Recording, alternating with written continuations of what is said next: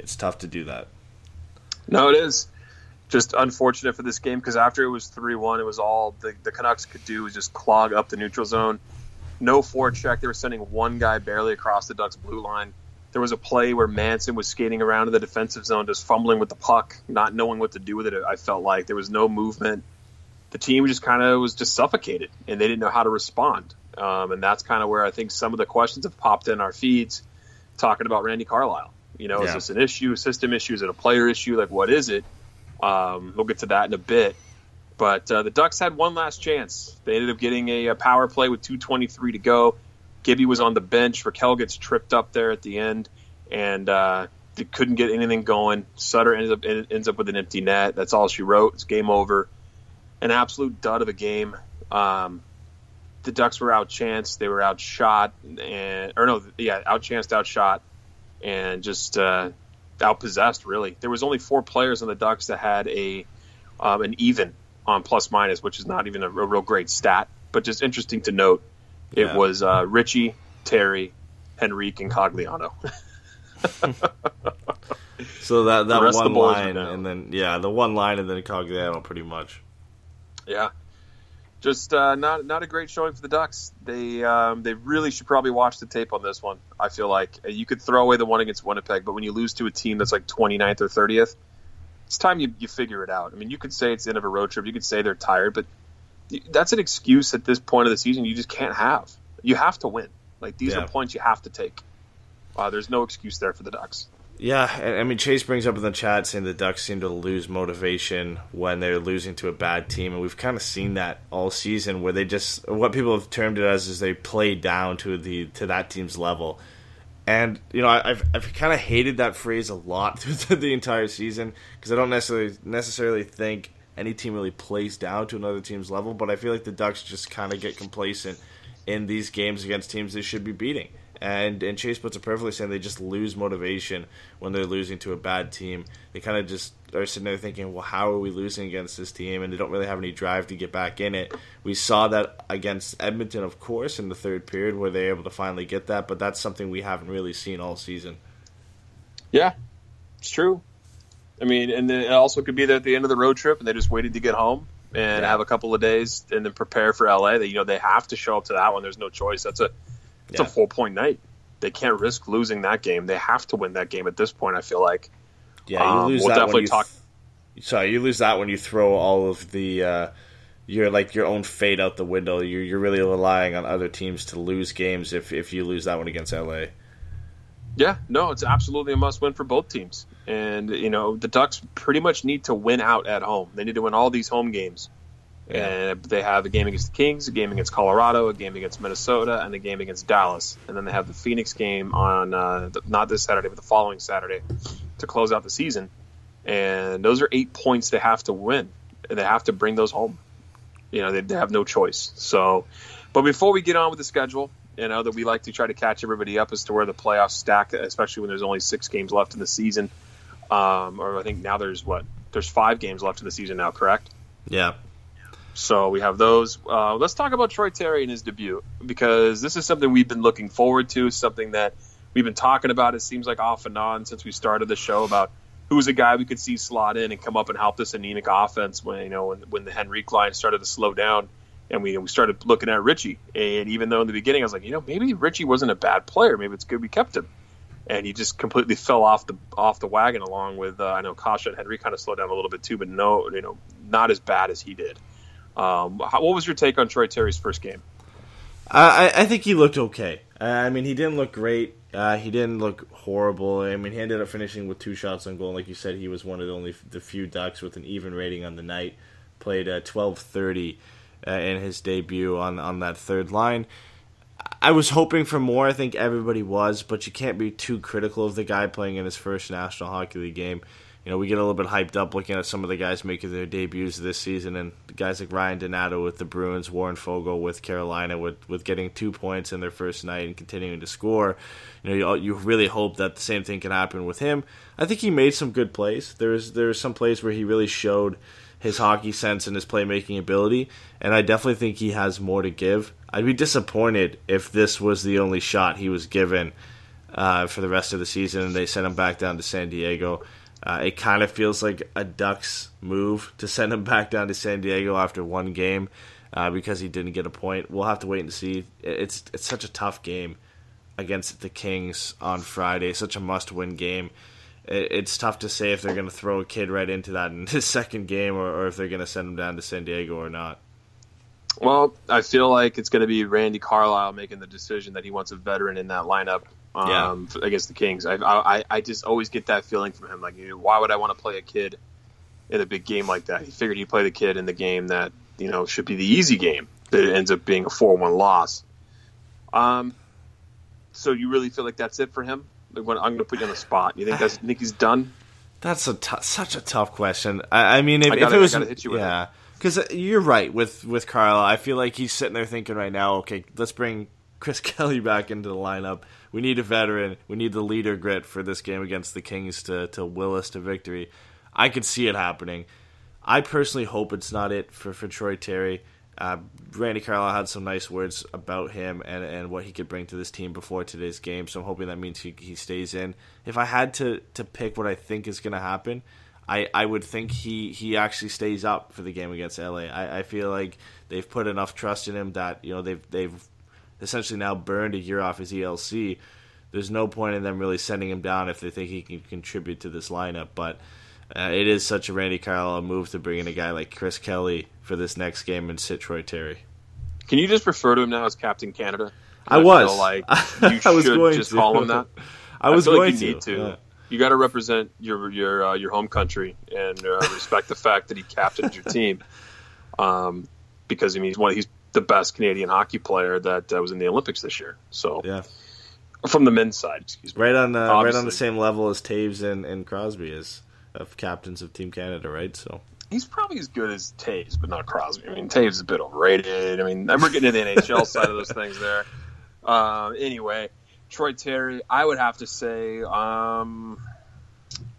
it's hard to go against Randy Carlyle logic, right? Because you just feel like you said, that's what it's going to be. Yeah, they're not going to play against the Kings. I don't think so. I know Chase brings up a good point in the chat, though. He says Terry tends to show up in big games. Maybe he gets his first NHL goal against the Kings. I agree, but those big games were also World Juniors, NCAA, Olympics. I mean, and the Olympics definitely wasn't the same competition you'd expect from the Olympics. So maybe he's a big game player, but I'm not going to say he's a big game player until I see him show up and compete in a big game in the National Hockey League. And I've been kind of that way with Troy Terry all season, where he's got a lot of hype, and for good reason, because he's played very well. But I still think he's being a little bit overhyped, and he's getting a lot of pressure put on him, especially from the fans. I expected him to produce right away. I hope that doesn't get to him right off the bat, because I don't know if he's going to live up to some of the lofty expectations that people have put on him to start. 115 points in 115 NCAA games, right? So you figure that's going to translate over. That's such a hard move because he hasn't even played in the AHL yet. So decent showing for him tonight. We'll definitely hope that he's in the game against the Kings. I'd love to see a young guy get a good chance and a good look in a big game. I agree with Chase there. I feel like that would be exciting to see him in that opportunity. How did you feel about the movement of that Henrique line when they put Kasha with him to start? And then they removed Kasha and put Richie back on that line. I didn't see a noticeable difference with either one of them on that line. I felt like that line was pretty quiet, except when Troy Terry had his shot on goal, and he kind of created a little bit, but the interchangeable pieces of Richie and Kasha kind of didn't matter to me. Yeah, I was surprised too, because I was actually really intrigued and hopeful that Henrique, Kasha, and Terry line could be a really dangerous third line for the Ducks. I mean, it didn't turn out that way. They had a couple chances. Terry made a good play where he held onto the puck, skated behind the net, and I think he shot it on that play, and he got a pretty good scoring chance on that play. But that was it we really saw from that line. When Kasha went down to the fourth line, there was a lot of people up in arms on Twitter about him being on the fourth line and Richie coming back up to the line. On the broadcast, they said it was to bring some physicality to that third line. Of course, that's what I was going to say. Yeah, of course, that's what would be said about bringing Richie up to that third line, and it didn't do anything, of course, and that line didn't look excellent all night. So I think it's tough to look at it. It's a small sample size. It's one game. I would like to see them put back together those three and Henry, Kasha, and Terry and see what they can do down the stretch. I mean, like you said, there's 5 games left. I would like to see a little bit more from these guys and give them a little bit of a more of a sample together. Randy Carlyle and Bob Murray obviously listen to this post-game show, so I feel like if we say it enough, it'll come to fruition, and Troy Terry will play on that third line the rest of the season. So obviously that's what we feel that they should do. So hopefully when they listen to this on their ride home on their cars tonight, or they download it in the morning and just do it over coffee, they'll agree with us. Well, we predicted this, so now on Twitter for the next 5 months, we have to talk about how we predicted this and keep referring to this podcast about how we predicted this happening already. Just so Bob Murray and Randy Carlyle see it. I 100% agree with you. Yes. If you say it enough, they'll see it. You know what? Do you have anything you want to get to on this game? I feel like we should talk to the fans, people listening, and hop in with some questions here, because this game, talking about a dud, is so tough when it hurts this much when you need the 2 points. Just like the Winnipeg game, it's a dud. It's not a fun one to discuss. Kind of get through the recap real quick and then I guess go to questions. So we'll start in the chat because these are the 2 guys we've had in the chat right now, Gordon Bombay and Chase, throwing up some questions and some comments. So Chase asked a question a couple minutes ago. He said, if the Ducks know they aren't going to make the playoffs, do they shut down Kessler for the rest of the season? Or if they do make it, should they rest him against the... He didn't put what teams, but I'm guessing like the last couple games before the playoffs start.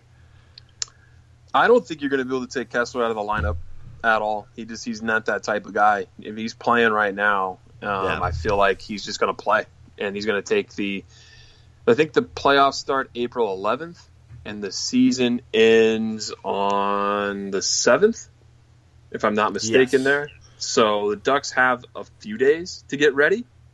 4 days till the playoff starts after that. I think that'll be the only rest that you see Kessler get. Yeah. I don't think they're going to shut him down at all. They need him in any capacity at this point, because there's really no one to slot into his position at this point of the season. I feel like that's going to make a huge difference for him. Yeah, and I don't think there's really a point in these last 5 games where the Ducks are going to know they're not going to make the playoffs, really. Like, unless they lose against LA, Colorado, and Minnesota, and you have LA winning games in between there. You have St. Louis winning games, maybe Colorado as well, and then you're looking like 4 points out with 2 games remaining. I think that's the only time they might consider shutting him down, and just saying they're shutting him down because of injury and what they would probably refer to as a lower body injury, but we all know what the case would be. I still doubt it, and Gordon Bombay said in the chat too, and referring to that question, that we can't really afford to rest Kessler right now. 50% of Ryan Kessler is still better than 100% of Antoine Vermette.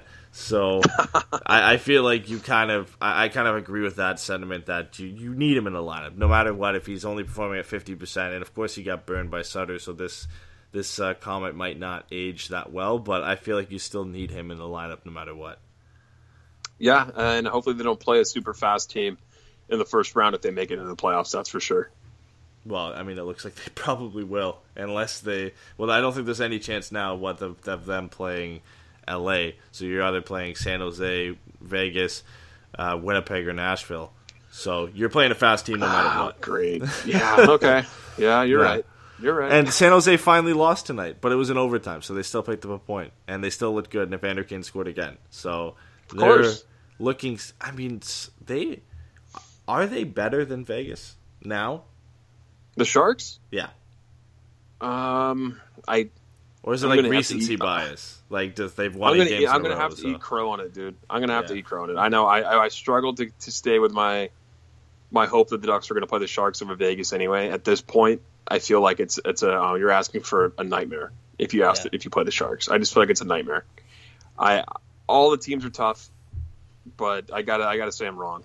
I got to go against what I've been saying. I would rather take Vegas at this point than take the Sharks. The Sharks are just so good right now. Yeah, they're rolling. Evander Kane in his last 4 games has 4 goals for the San Jose Sharks, and now sits at 8 goals and 5 assists in 13 games. So 13 points in 13 games with the Sharks. So he's been a good deadline acquisition, to say the least. And they really didn't have to give up a lot for him. And if they were signing him, the most they gave up is a first-round pick. So, yeah, Ducks fans everywhere cringing a bit while we talk about Evander Kane, because I'm sure he'd be a very nice addition to the Ducks at this point. Well, Bob Murray said he didn't want to add anybody if he felt this team wasn't going to make the effort. And when he felt they didn't make the effort, he's like, well, now